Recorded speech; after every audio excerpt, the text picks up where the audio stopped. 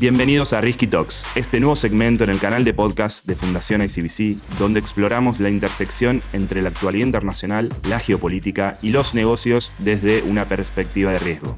Acompáñanos en cada episodio mientras conversamos con expertos, analizamos los fenómenos internacionales más relevantes y exploramos temas profundos relacionados con los riesgos globales que moldean nuestro mundo. ¿Estás listo para sumergirte en el mundo del riesgo global? Entonces, prepárate para Risky Talks. Comencemos.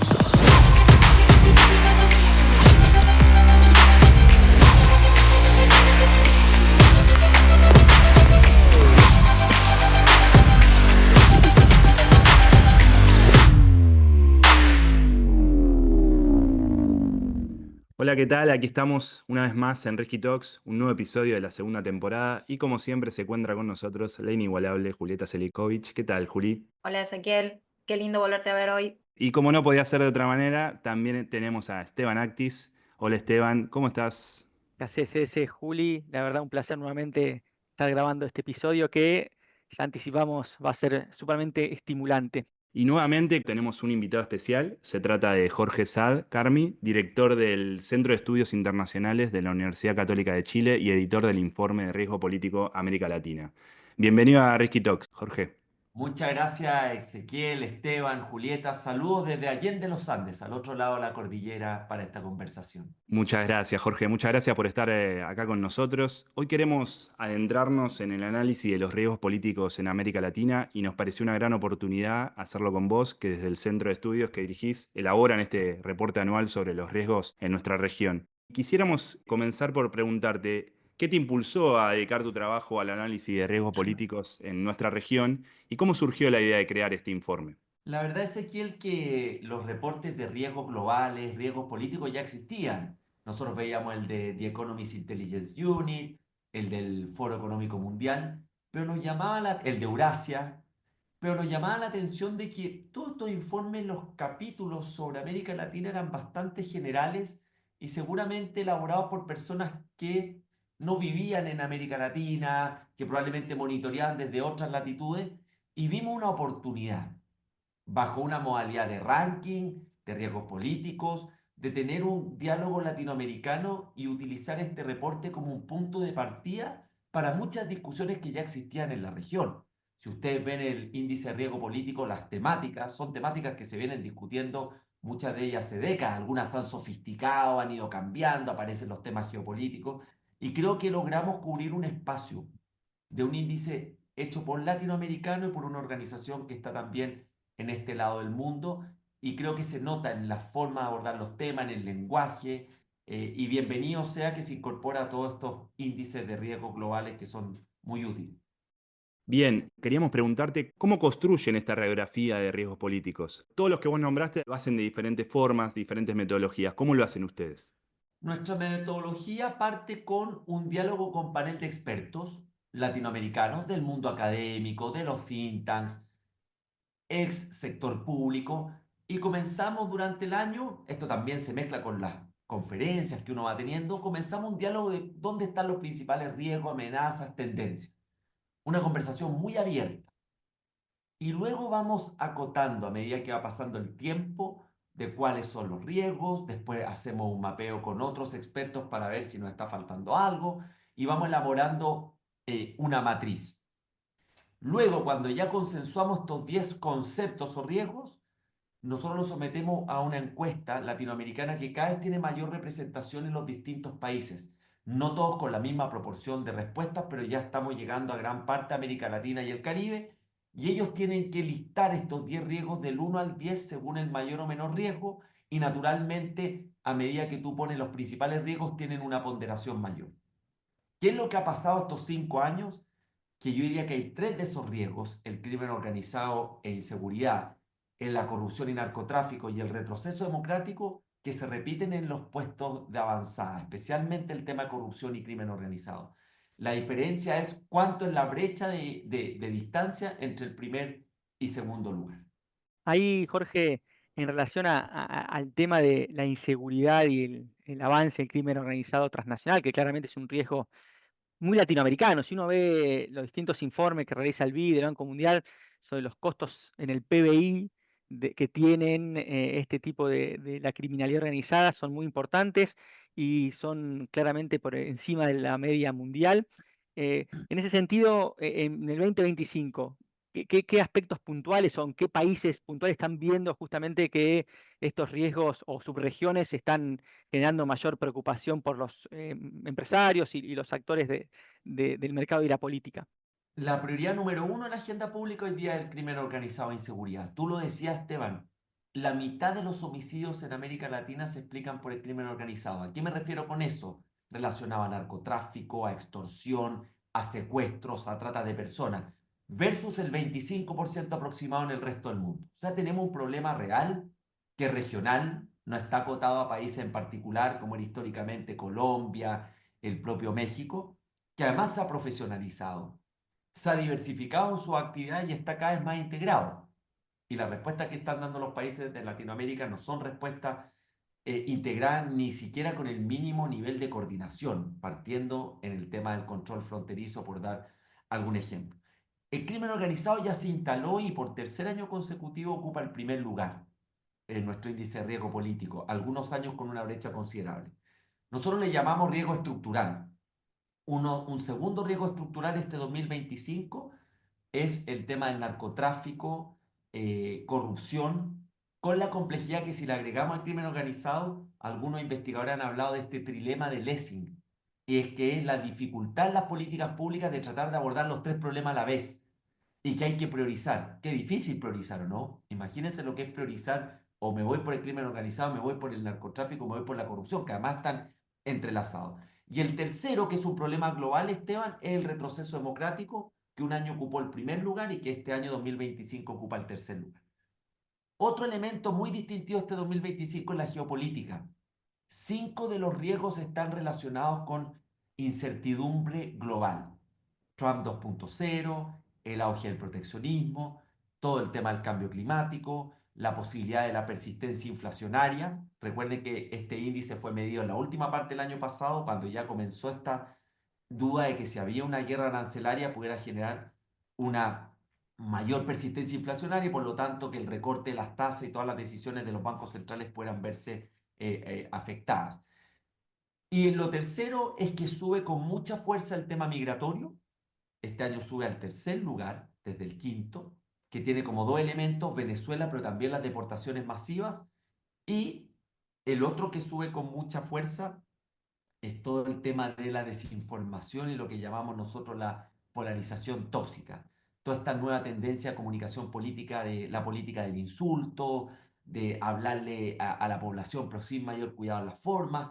Tenemos varios ejemplos, tenemos a Milei en Argentina, Bukele en El Salvador, Petro en Colombia, que es un verdadero comentarista político de todo lo que ocurre, naturalmente Trump más hacia el norte, y cómo eso también puede ir deteriorando el diálogo democrático, que tiene mucho rédito en el corto plazo, este tipo de diálogo, pero yo creo que en el mediano plazo termina afectando la convivencia finalmente de los países.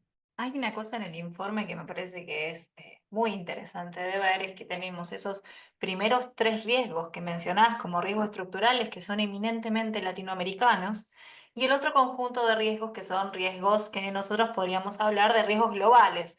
Son fenómenos del sistema internacional que ingresan a la región y repercuten en cómo los ciudadanos, los empresarios, los políticos evalúan el contexto. ¿Podrías contarnos un poco cómo se ven en esas reuniones que han tenido, en la medición y en la elaboración del índice, la interacción entre lo global y lo regional?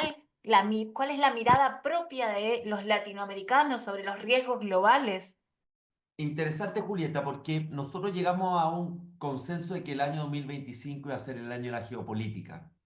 La mayor incertidumbre no provienen de las decisiones de la Reserva Federal, no provienen tampoco de eventos locales, sino de toda esta incertidumbre global, de algunas placas tectónicas que ya se venían moviendo, el ascenso de China, la rivalidad con Estados Unidos, la Unión Europea buscando su camino, su destino, que eran tendencias que ya nos venían acompañando, bueno, los conflictos bélicos de los últimos años, pero obviamente el factor Trump introdujo un elemento de incertidumbre.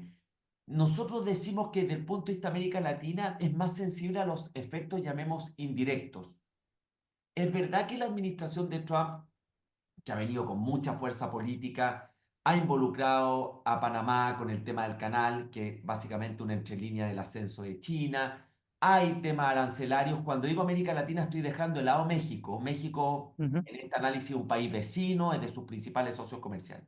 Pero la verdad es que no está en el radar Latinoamérica, no está en el radar de la política, no es prioridad en la política exterior americana, ni en esta administración, ni en las últimas administraciones demócratas o republicanas. Pero cuando vemos que hay un enfrentamiento con China adicional a lo que ya venía en materia arancelaria, con estos nuevos aranceles, cuando vemos ciertas líneas rojas de esta administración de Trump en materia de seguridad, de migración, claramente ahí nuestra región es sensible. Pero lo vemos, como decíamos, más bien en efecto indirecto. Obviamente, si se recrudece la rivalidad con China, China es nuestro principal socio comercial. Eso afecta inmediatamente en el precio de las materias primas, más allá que hoy día haya precios que están teniendo rendimientos favorables como el cobre, pero es más bien por un tema especulativo. Se acelera la demanda antes que eventualmente se le aplique aranceles. Está todo el sector agrícola, entre otros. Y ya vimos en la guerra comercial del 2019 que la economía emergente sí tuvo un impacto, ese enfrentamiento, porque también generó una desaceleración de China. Hoy yo creo que lo que está jugando Trump es más bien a la volatilidad, a la incertidumbre. Se fijan que en el último tiempo hemos visto ahora lo que yo llamo la confusión arancelaria, porque tenemos estos nuevos aranceles secundarios, que serían los terceros países que compran petróleo de Venezuela. Tenemos los aranceles al aluminio y al acero, pero hay una serie de anuncios que no sabemos si van a aplicarse, que se han postergado, tampoco sabemos si las nuevas fechas se van a aplicar. Entonces, eso los mercados lo están comenzando a resentir y ustedes ven que el riesgo de una desaceleración hoy día ha aumentado. Y la baja de la inflación también hoy día es motivo de análisis, especialmente por estos temas arancelarios. Todo esto que estamos hablando, Julieta, finalmente impacta a la economía latinoamericana y es lo que tratamos de recoger en el índice. Ahí, Jorge, cuando te escuchaba, me acordaba de un concepto clásico de relaciones internacionales, de Keohei Nain, sobre la distinción entre vulnerabilidad y sensibilidad. Y en este caso, digo, bueno, América Latina a estos cambios sistémicos es vulnerable o es sensible. Al lector le decimos que la idea de vulnerabilidad es aquellos bueno, costos, efectos sistémicos que impactan en un actor y que más allá que cambie sus políticas, sigue sintiendo los efectos. Esta es la vulnerabilidad. Y la sensibilidad es ante los cambios sistémicos y las acciones que realizan otros actores, si efectivamente al cambio de políticas logra reducir los efectos o generar nuevos efectos, es sensible. Entonces, bueno, es claramente una gran pregunta cómo los países de América Latina van a poder responder frente a esta nueva era de la incertidumbre, la volatilidad, como decía Jorge, los riesgos asociados a una política exterior y comercial de Trump que no tenemos claro todavía cuál va a ser, pero bueno, es una gran incertidumbre también para la región, la capacidad de respuesta y creo que bueno, en este 2025 vamos a ver esa circunstancia. Entonces eso me parece súper interesante de lo que dice Jorge. Estoy de acuerdo, Esteban. De hecho, creo que estamos apurándonos en las conclusiones de un gobierno que lleva recién 2 meses. Quizás nuestro análisis tiene que esperar un semestre, un año, porque además como la economía no distingue color político, castiga las malas ideas y es probable que también van a venir medidas de la administración de Trump que le den un impulso a la economía americana, más allá de la discusión de los equilibrios fiscales y del déficit.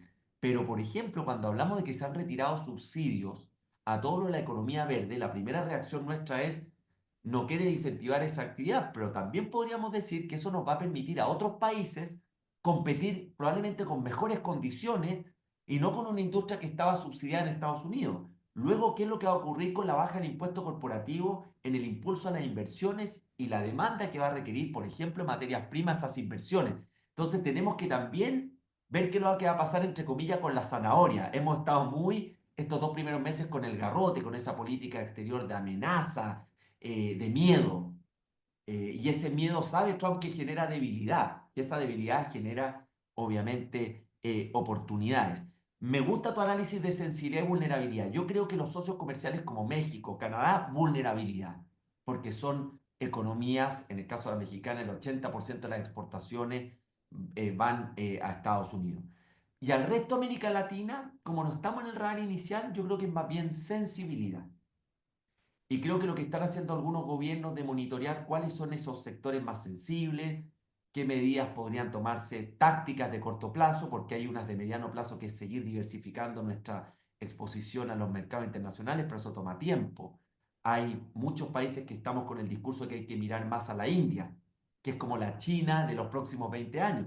Pero la India también tiene una economía proteccionista, tiene su complejidad, el comercio marítimo es menos eficiente que la ruta hacia China. Entonces, no son cosas que se hagan de la noche a la mañana. Después está todo el tema de las cadenas de suministro, que se habla de la relocalización, pero todavía las empresas siguen midiendo el criterio costo-eficiencia, a pesar de que hoy día hay más elementos de resiliencia y de seguridad.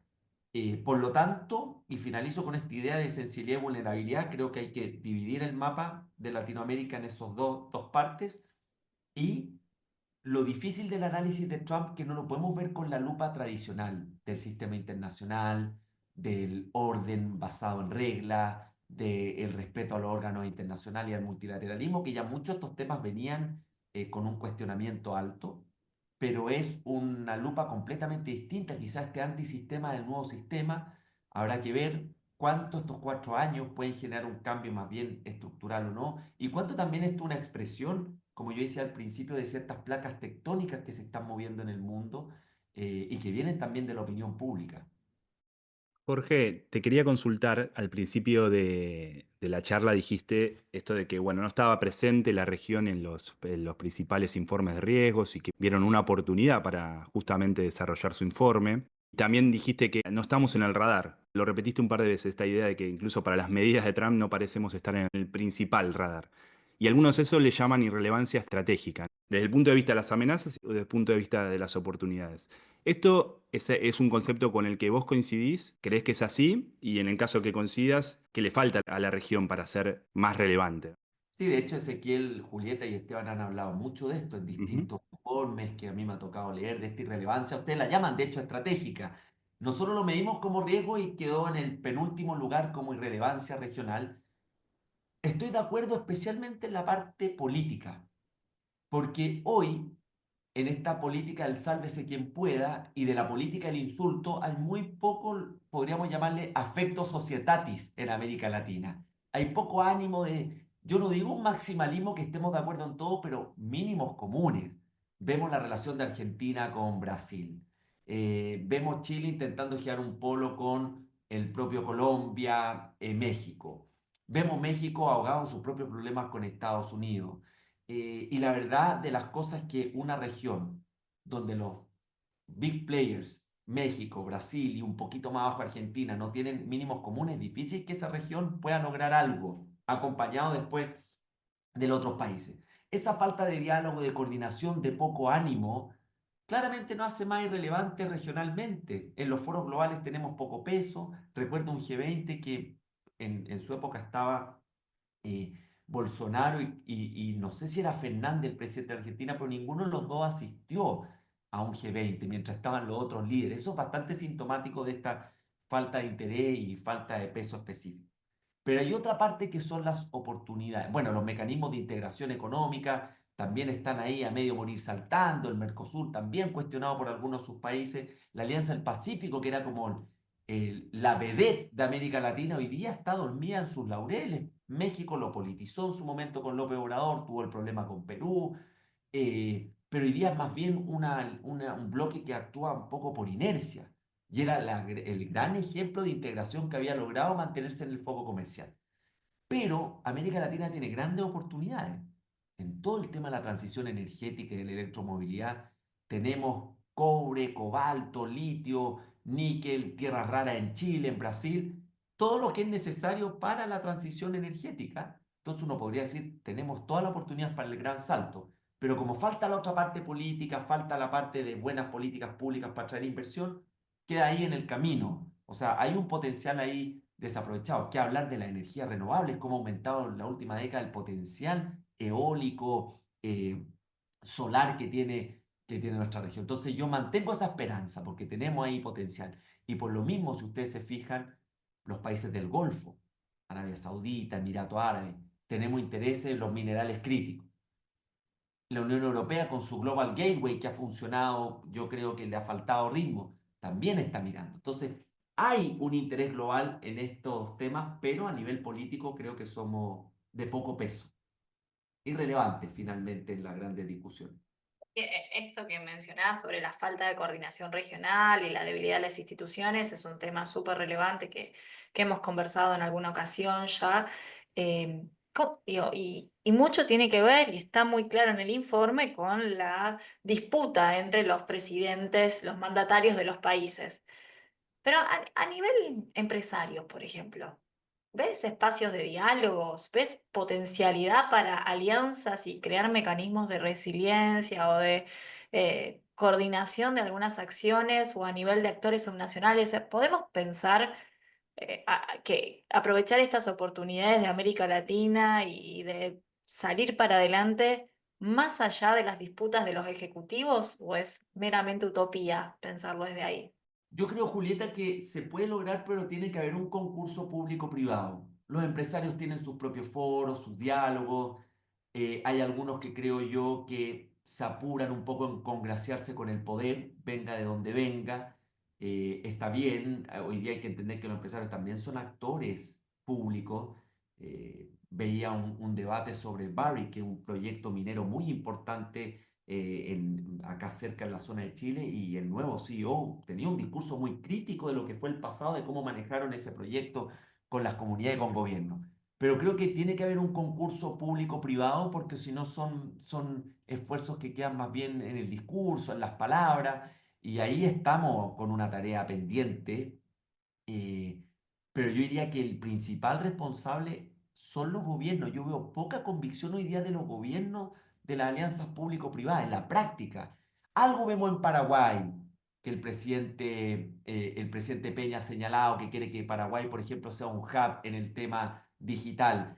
Algo se vio en Ecuador, de hecho, con el tema de traer inversión extranjera en el referéndum, pero hay poco, creo yo, teniendo todo el potencial que tenemos, y los empresarios también están tratando de sobrevivir en este ambiente de mayor incertidumbre, buscan sus oportunidades, pero poco, Julieta, veo de esto. Hay como un poco ánimo regional, hay una cosa media de desánimo, de volatilidad, también muchas disrupciones, venimos además de un golpe muy fuerte que fue el COVID-19, cómo generó en la presión inflacionaria, en los precios, las cadenas de suministro, y termino con esta idea, y mientras ocurre todo esto, China silenciosamente sigue viendo oportunidades, sigue viendo América Latina y sigue teniendo un ascenso en la región que tiene una parte positiva y tiene riesgos para no tomar partido por uno u otro lado. Me quedaba pensando en lo que dijo Jorge en esta charla, sobre todo en la cuestión del riesgo del avance del crimen organizado y la inseguridad, podríamos decirlo, como un país que hasta hace poco estaba fuera del radar de todos nosotros en materia de capacidad de influencia en América Latina, porque cuando hablamos de influencia siempre pensamos en los grandes, que es El Salvador, de Bukele, más allá del juicio de valor que le pueda hacer cada uno, cómo ha encontrado justamente como un país que se posiciona con un enfoque distinto a combatir la criminalidad, como un país que intenta generar influencia regional a partir de eso. Y hoy con Trump 2, en esta idea de trade-off de, bueno, recibir prisioneros de Estados Unidos y de otros países a su gran sistema carcelario, que bueno, eso es algo muy nuevo de América Latina y que me parece que el gobierno de Bukele encontró una demanda insatisfecha y me parece interesante. Y lo otro también de la necesidad de pensar los enfoques de riesgos de manera dinámicos y cómo esta incertidumbre también hace que el análisis vaya cambiando. Hoy en día, pensar a México como un país perdedor en términos de esta nueva dinámica global es totalmente distinto a lo que hace un año atrás. Digo, pensamos todo el nearshoring, el friendshoring, y México era la estrellita de ese modelo. Bueno, hoy en día, con un enfoque de la administración Trump distinto al de Biden, hace que México esté en una situación muy delicada porque su apuesta a justamente ser un país que abastezca a los Estados Unidos comercialmente y productivamente está en riesgo y bueno, las oportunidades parecen desvanecerse si los riesgos aumentan. Entonces, me parece que más que nunca los enfoques de riesgos desde América Latina son cada vez más necesarios y actualizarlos año a año hace bueno, que se incorporen nuevas temáticas, nuevos enfoques, y por eso creo que lo que hace Jorge y lo que hace allá el instituto que él dirige es sumamente importante y un faro para que todos tratemos de emular y colaborar en esa tarea ardua e imperiosa para la región. Hay una gran frase, Esteban, que escuché o leí por ahí que decía, puede que a usted no le interese la geopolítica, pero la geopolítica está interesada en usted. Un poco diciendo que ya no es ese riesgo emergente que se veía tradicionalmente, sino que hoy día ya es central, tiene impacto en las decisiones de las empresas, en el valor económico, eh, en el día a día finalmente de una economía. Y eso es súper interesante para todos los que estamos en estos temas internacionales, mirando, que siempre hemos tenido que hacer una suerte como de evangelización, de explicar por qué lo internacional es relevante finalmente en la vida cotidiana de las personas. Y en la era de la globalización, la era más intensa que fue entre los 80 hasta el 2008, que era este discurso de la liberalización de los mercados, políticas comerciales abiertas, la dependencia la asociamos a oportunidades, a beneficio compartido.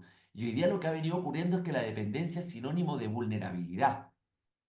Ahora, lo que ha ocurrido políticamente es impresionante, porque vemos en México a la presidenta Sheinbaum que tiene sobre 80% de aprobación, un país bastante dividido políticamente, pero que ha logrado cerrar filas en torno a esto que se pudiera considerar como una amenaza externa. O vemos el discurso del primer ministro canadiense, que señala que están enfrentando la crisis más grave de el último tiempo. Entonces también esto está generando un incentivo político a este nacionalismo, que es una mezcla de nacionalismo político. Bueno, nuestras economías medianas no tienen ninguna opción de nacionalismo económico, y eso va generando también mayor fragmentación, mayores fricciones, tensiones y menos valoración a esto que era la integración, al menos en el discurso político, porque sabemos que la globalización igualmente es una realidad imparable. Siguen habiendo miles de estudiantes que se van a estudiar a otros países, hay movilidad de personas, qué hablar de la movilidad de ideas, tecnología, innovación, etcétera. Pero todo lo que era ese discurso de apoyo político a la globalización claramente viene retrocediendo. Bueno, Jorge, creo que esto último que dijiste denota, ¿no?, la importancia de hacer un seguimiento de los riesgos, incluso desde el punto de vista del negocio, del empresario.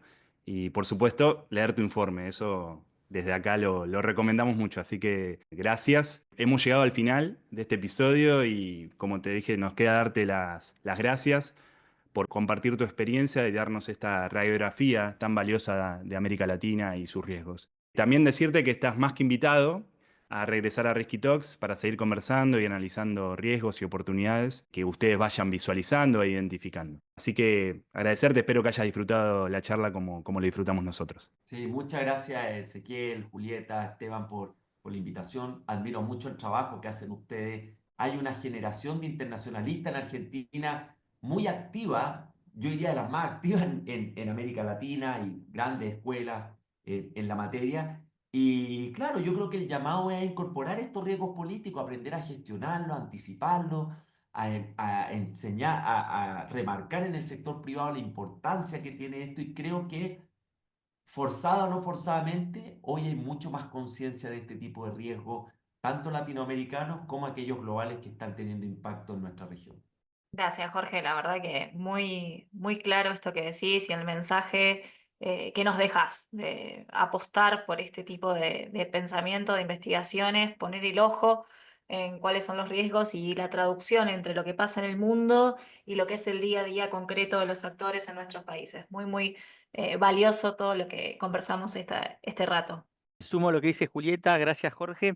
Y también creo que das un mensaje para los estudiantes de la disciplina de Relaciones Internacionales en Argentina y en toda América Latina y en Chile, por supuesto, de que se abre también un escenario de oportunidades disciplinares, de pensar justamente el enfoque de riesgos, donde hoy los actores demandan este tipo de estudios, los actores de la sociedad civil, de la política, del sector privado, y que creo que bueno, es un segmento de especialización que viene estando muy verde, no es muy aplicado, pero que claramente para una disciplina como es la nuestra, que es interdisciplinaria, que se nutre de muchas disciplinas, es una oportunidad para para profundizar los estudios. Y bueno, y vos con tu trabajo es una gran piedra en esa construcción, así que gracias por eso y por sumarte a este episodio. Muchas gracias. A quienes nos escuchan, esperamos que este episodio de Risky Talks les haya brindado una buena visión sobre los riesgos y oportunidades que nos rodean. Suscríbanse, déjennos sus comentarios y compartan el podcast. Nos escuchamos en el próximo episodio.